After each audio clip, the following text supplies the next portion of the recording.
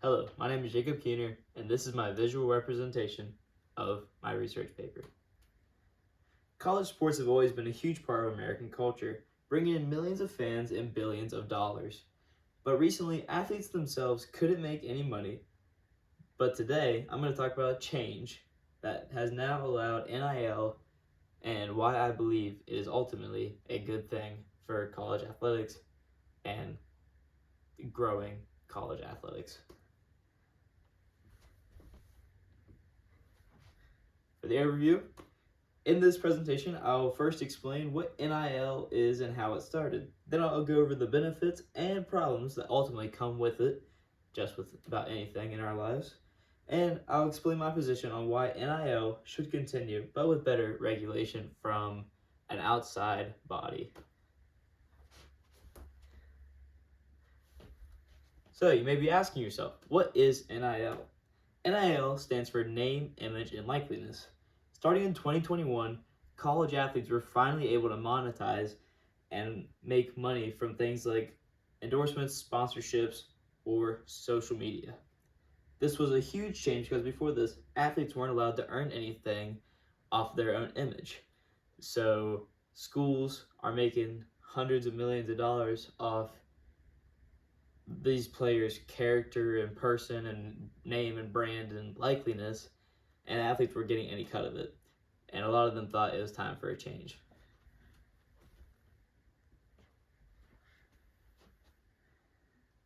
Before NIL, the NCAA had strict rules that banned athletes from making any money.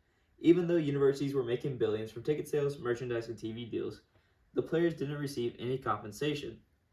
This led to a lot of criticism and legal challenges from the players. A lot of them actually sued coming back after they graduated because they didn't get paid. But I think it's a good thing.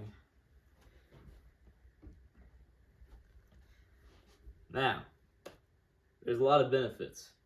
One of the biggest benefits of NIL is financial independence for the athletes. Most college athletes don't go pro, so this gives them a chance to make some money while they're still in college at that kind of amateur-ish level where they can thrive, and they can thrive in college and then not even get drafted.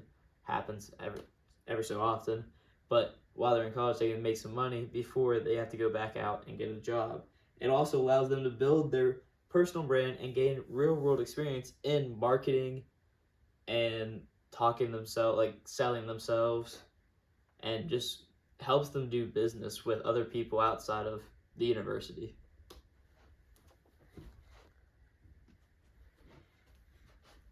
Another main benefit, it's not just for the giant name brand sports. A lot of people only talk about NIL for its benefits like football and basketball players, but it's not true. Athletes in women's sports are also getting deals, which helps grow women's sports in America. But even smaller sports like tennis and swimming, I swim and I play tennis, and they both are getting more recognition, and there's more, like, they have the opportunity to also benefit from NIL by building their brand and making some money while they're in college. But it's not all sunshine and rainbows, obviously. So here's some of the problems. Even though NIL has many benefits, it also comes with some problems. One major issue is that bigger schools have more money, which creates an imbalance. This can lead to a situation where rich schools keep getting richer and the small even struggle to compete.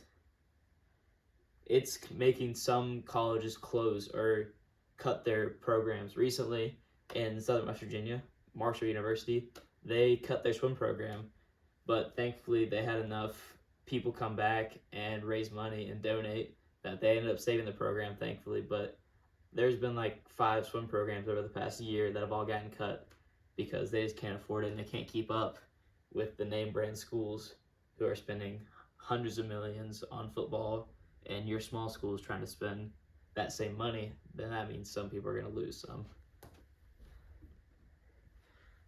Then there's the transfer portal. This is a very controversial thing in the NCAA right now, but it has made things way more complicated. Players can now transfer schools more often, easily, chasing better NIL deals. This can hurt the team loyalty and chemistry and lead to situations where players stay at big schools for money instead of actually wanting to get playing time.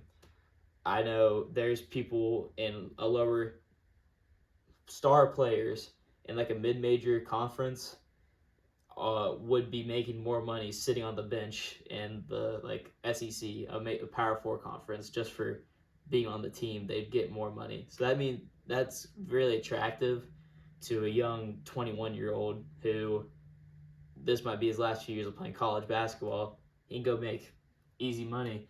And there's a lot of problems now too with bidding wars of players, getting them out of high school, just offering them more and more and more money that like they would never even consider some of these schools.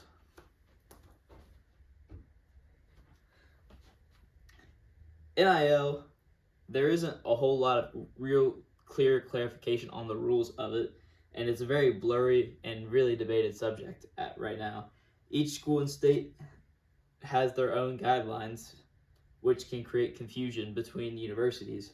Because of this, there's a growing need for constant rules and better regulation to make the system a lot more fair, because there are a lot of cases with tampering, calling players, and just offering them more money under the table.